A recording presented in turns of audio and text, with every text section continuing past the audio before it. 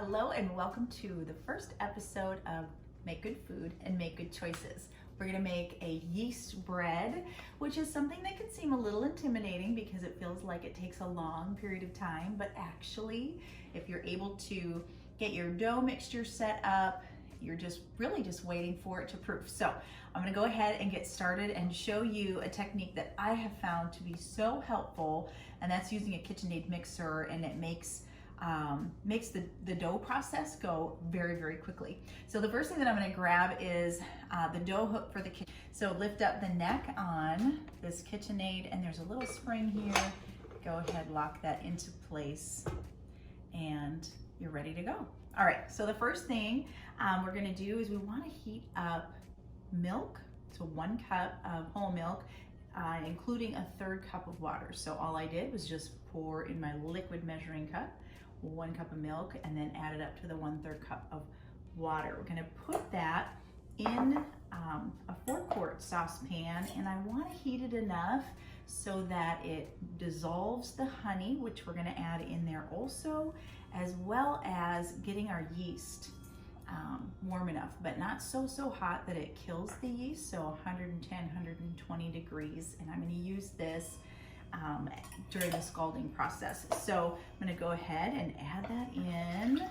There's our milk and water. And then we're gonna go ahead and add to that our butter, melted butter, and honey. Rubber scraper, also your friend. That'll get all the ingredients out for you. This is 2 tablespoons of butter and 3 tablespoons of honey. If you can get local honey, it's always better. All right, so I'm just gonna set that on medium heat as it's dissolving, and that will take about 4 minutes. So using the thermometer, I wanna bring this to 110 degrees. And we're at about 90 right now. Okay, next we're gonna add the dry ingredients, and it's 3.5 cups of bread flour. You can use all-purpose flour for this, but bread flour will give you a better result. It's a little bit higher protein, creating more gluten for your bread. Make sure when you're baking, you are doing a full, complete measurement. It's 3.5. Into this same dry ingredient bowl, I've got 2 teaspoons of salt. And the salt is important because it's gonna make sure your yeast does not overexpand your bread. It's like a little police officer for your bread. Your yeast is what's going to give it the gas for it to rise. So it's, there we go. So I'm gonna just mix this, and I'm gonna get ready to pour that liquid in. Just give it a quick stir here. We're getting there. Let's use my milk frother thermometer from when I make lattes. That worked very well. I'm pouring it in a liquid measuring cup so that it makes it really easy without any spillage to, and very slowly add in the liquid ingredients. It is going to create this beautiful dough ball. If you don't have a KitchenAid mixer, you are just incorporating this with a wooden spoon. Would probably be a great tool, or a large spatula. Turn this up a little higher, grab my spatula.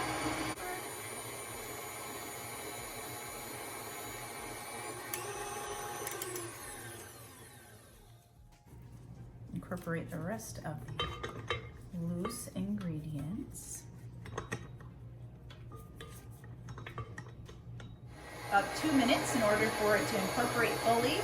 And while that's happening, I'm going to lay out a little bit of flour on a clean surface. Yeah, they're so nice.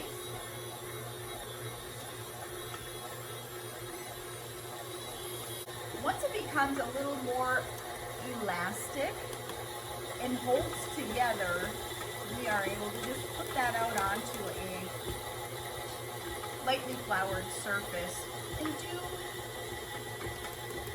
a quick hand knead. You're definitely getting there. You want it to be one dough ball. Let's take a look at it. That neck up. Feels a little sticky still.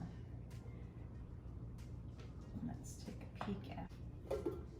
And it has a nice elastic feel. I don't want to incorporate too much flour because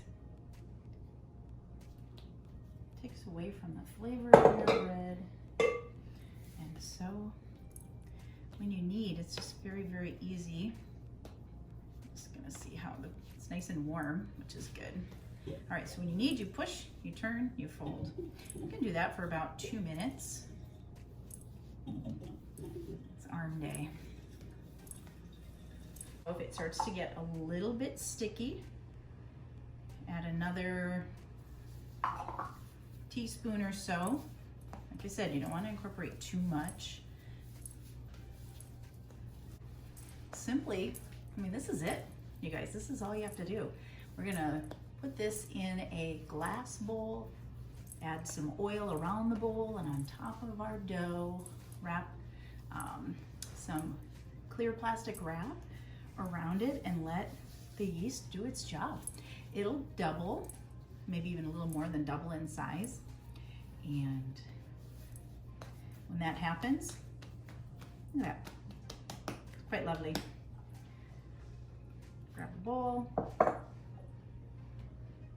I'm going to use olive oil. And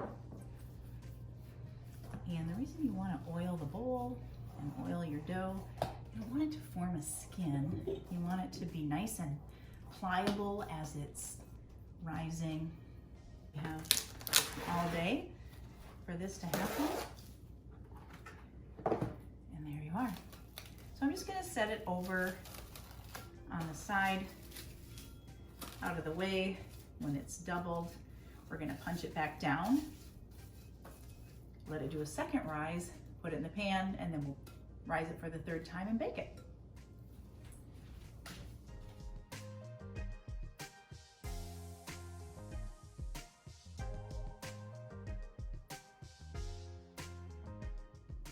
What do you think of that time lapse? Pretty amazing, isn't it? I love that we can make that happen so quickly. It actually didn't take that quick. It was a little bit longer. It's probably rising in here. The bowl still feels a little bit warm for about an hour. And what's so fantastic is because we put honey in here, and some yeast breads are going to require sugar, but the reason we put that in there is because the yeast, ta-da, your yeast needs something to feed on. And so it's going to feed on the sugars, release the CO2 or carbon dioxide gas, which gets trapped like a balloon inside of all that gluten protein. So you see how it works. Pretty amazing. We're going to do it one more time. And when it happens, it'll be in a prepared pan. So you can use any kind of bread loaf, or maybe you want to make them into small rolls and roll them and lay them on a cookie sheet to proof. Whatever works, but I'm going to go ahead and do a traditional sandwich bread. We love to toast this. It's absolutely fantastic. It's so yummy. So what I did is, because it's a yeast bread, it takes a while for it to creep up the sides of a pan. Different than if it was a quick bread. Quick bread goes very fast, and you don't want to grease the sides. But for a yeast bread, you do want to grease the sides, so I just put some olive oil in there and we're ready to go. So this will be our second and last proofing, and then we'll pop it in the oven to bake. It's kind of fun. Pop it down, right? I have a little extra bread flour here, and my hands are clean. I just washed them. I'm just going to knead it and form it. Add some oil on there, just in case. I'll add some flour. In order to create this so that it fits really well, this is a 9-inch loaf pan. Maybe you'll have an 8-inch loaf pan. Some people prefer glass. I really like this stone. You're going to turn it into about 9 inches and turn it into a rectangle with your hands. You can use a rolling pin if you would like.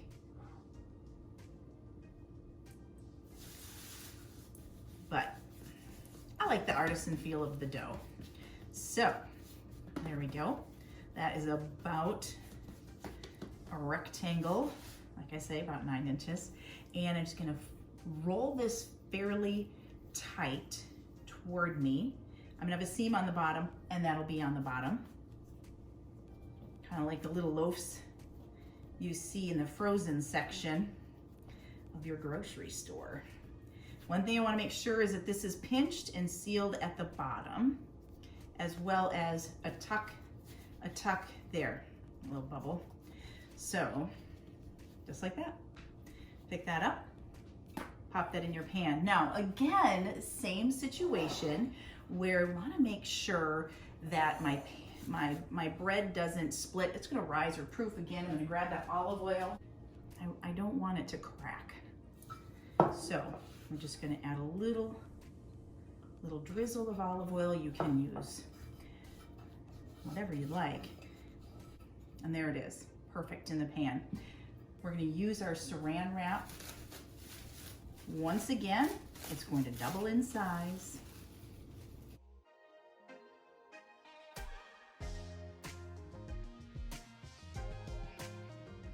Okay, chefs, let's take a look. Here we go. It's gonna rise even a little bit more in the oven, but it definitely doubled in size, and it's nice, moist on the top, no cracks. So we're gonna go ahead at 350, pop it in the oven, and here's something that I learned making a mistake.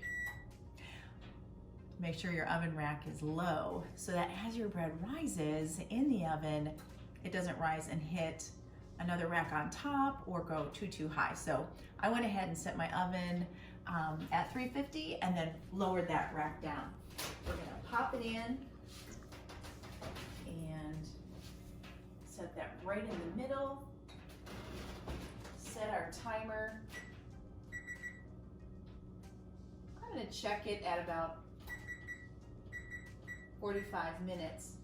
Insert a thermometer, and that reading should be 190 to know that my bread is baked completely all the way through. I can tell though by looking at it if it has a nice brown, toasted brown on the top, and then you can kind of tap. If it sounds hollow inside, then you're bet assured that it's probably baked well. Ooh, it smells great. It looks great. All right, let's listen for it. Sounds great. I like that hollow sound. Oh, that looks fantastic. Got a brown top, golden brown. Let it sit in the pan for a little bit. And we're gonna pop that out right on a cooling rack. Cookies, cakes, breads, cooling rack. That way you don't have, say sweaty bread, right? Put that right there. So give me just a few seconds. I can tell that it is just shrinking, releasing.